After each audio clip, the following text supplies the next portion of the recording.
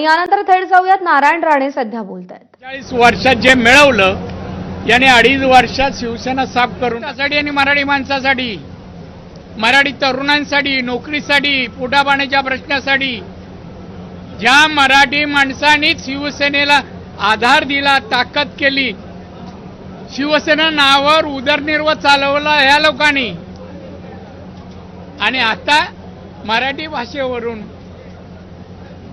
आता आनंदोत्सव साजरा करतात. त्यांना मराठी आणि हिंदुत्वावर उद्धव ठाकरेला बोलायची नैतिक अधिकार नाही.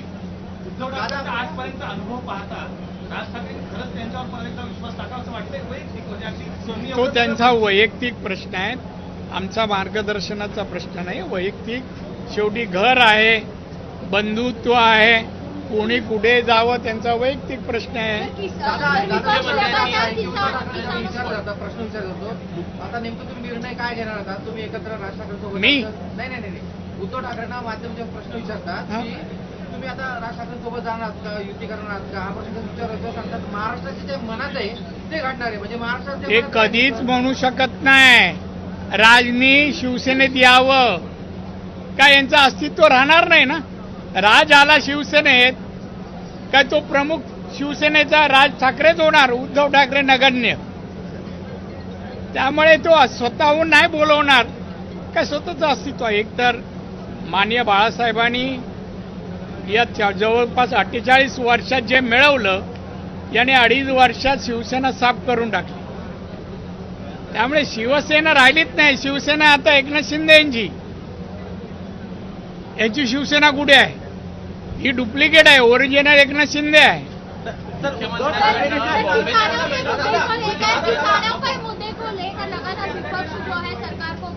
किधर घेर रही? सरकार को घेरने की ताकत विपक्ष में नहीं है. नहीं. मुख्यमंत्र्यांकडनं काल बॉम्बे स्कॉटिशचा उल्लेख करण्यात आला. जे बॉम्बे स्कॉटिशमध्ये शिकत आहेत त्यांनी कुठेतरी मराठी संदर्भातले वक्तव्य करू नये अशा प्रकारचं मुख्यमंत्री. नाही आपलं वाक्य असं. माझं ट्विट ऐकलं का सकाळचं, वाचलं असं आहे. मी म्हणालो आता मराठी आता बोलताना पुळका आलाय, मग मुलांना काय इंग्लिश मीडियममध्ये शिकवलं, काय शिकवलं, स्कॉटिशमध्ये कोणाला पाठवलं, याचा संदर्भ मुख्यमंत्र्यांनी घेऊन ते उदाहरण दिलंय. उद्धव ठाकरे कह रहे हैं कि अगर दो भाई साथ में आ रहे हैं तो बीजेपी को तकलीफ क्यों हो रही? उद्धव ठाकरे ने कहा कि अगर दो भाई साथ में आ रहे हैं तो बीजेपी को तकलीफ क्यों हो रही? हम लोग को तकलीफ कुछ नहीं, 2 भाई नहीं, सब और भी भाई ले साथ में. हम लोग को कुछ नहीं है, पहले तो थे ही ना, कुछ फर्क नहीं है. हमारे बीजेपी को या हमारी जो अलायंस है, एकनाथ शिंदे, अजित पवार जी, ये तीनों पार्टी आज 235 विधायक है, कोई चिंता नहीं है, इनको गिनते नहीं है. 2 बार धोखा दिया है 2019 और 2014 में. राज ठाकरे को अलायंस की बात करके 2 बार धोखा दे चुके हैं. पहले आप तीसरी बार फिर एक बार साथ में आ रहे हैं. नहीं भाई साहब, वो राज्य का प्रश्न है ना. 2 बार धोखा दिया, तीसरा बार वापिस उनके साथ जाना सही है कि तीसरा बार भी धोखा होगा, ये पहचानना उनकी जिम्मेदारी है, हमारी थोड़ी है. आपके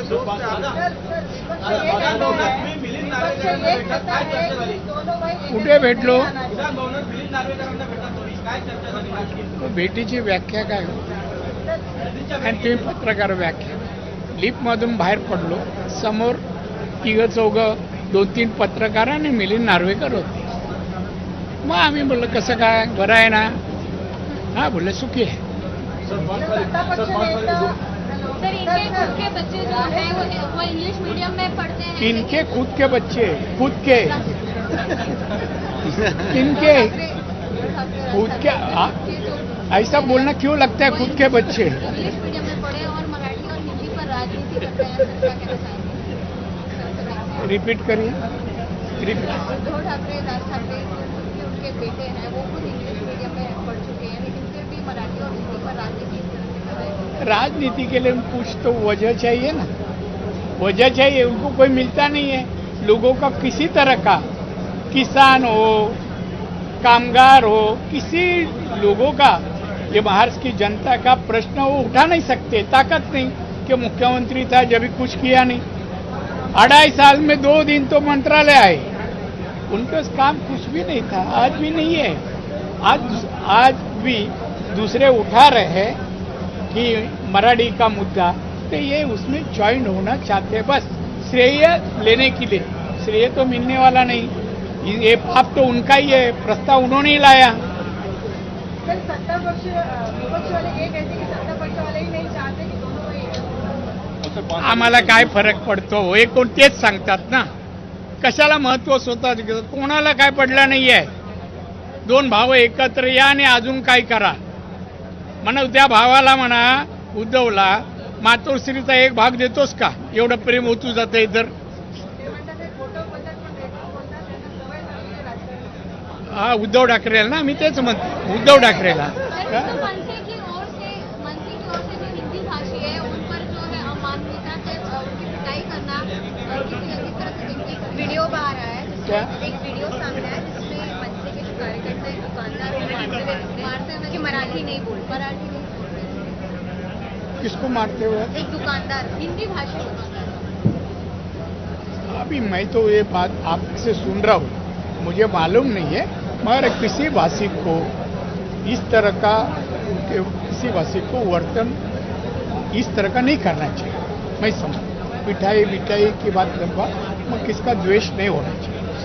सर 5 तारीख को जो विजयोत्सव है, 5 तारीख को जो विजयोत्सव है उद्धव ठाकरे का, उसके ऊपर क्या 5 तारीख को विजय उत्सव है ना इसका, उद्धव ठाकरे का, थोड़ा उसके ऊपर। उद्धव ठाकरे का है, उद्धव ठाकरे का विजय उत्सव। हिंदी मैं एक कहा कि एक घर में बच्चा पैदा तो उसका नेमिंग सेरेमनी वही घर के लोग करना चाहिए ना, तो नेबर क्यों कर रहा है?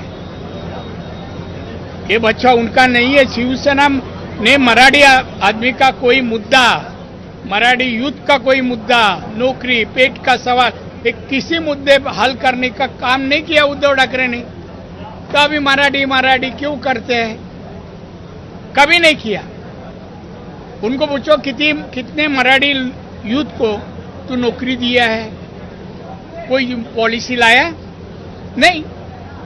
जब कहाँ गए? इंदिरा, अपना सोनिया गांधी, माननीय शरद पवार, इनके साथ गया। जब भी मराठी नहीं आया, जब हिंदुत्व को याद नहीं आई, तो उद्धव ठाकरे ये कभी भी एक जगह खड़े नहीं रहते, मतलब वहां उद्धव ठाकरे।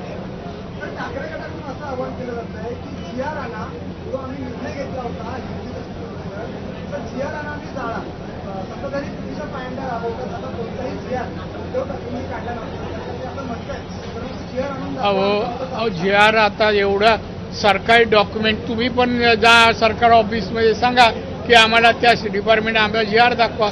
जी आर कोण खोटं बोलेल का? मुख्यमंत्री असल्यामुळे बोलेल का?